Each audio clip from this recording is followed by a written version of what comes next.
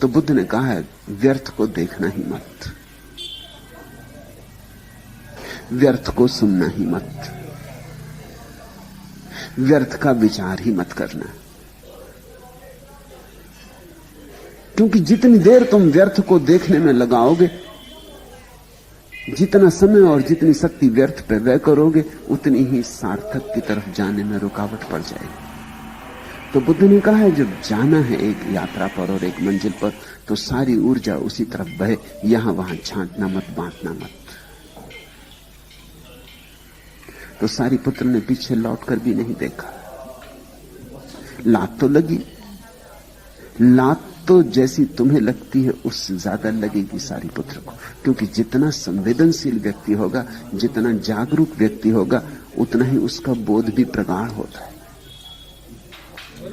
शराबी को लात मार दो तो शायद लगे भी नहीं, पता भी ना चले।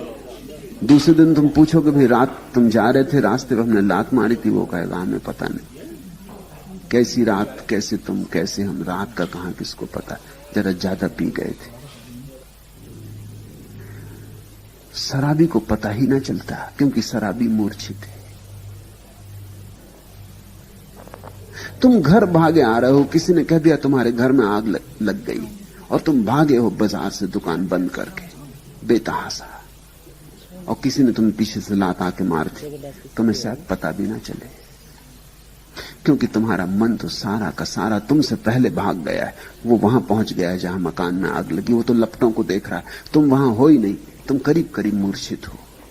वहां तो शरीर ही है मात्र, तुम्हारी आत्मा तो पंख पसार के उड़ गई, तुम्हें याद भी ना रहे, पता भी ना चले।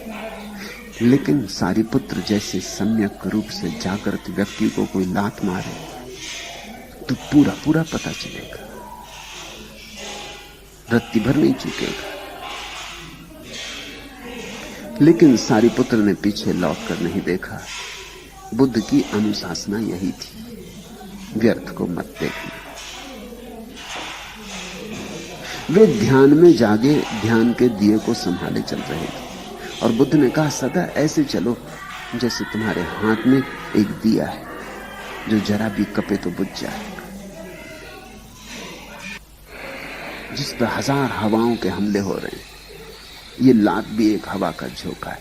दिए को उन्होंने और संभाल लिया होगा कि कहीं ये लात का झोंका दिए को बुझा ना दे, कहीं दिए की लौ कप ना जाए। जिसको इस भीतर के दिए की लौ को संभालने का मजा आ गया है, जिसमें रस लीन हो गया है, उसे फिर सारी दुनिया की बातें व्यर्थ है। फिर वो फिक्र नहीं करता कि कोई लात मार गया, उसकी फिक्र कुछ और है।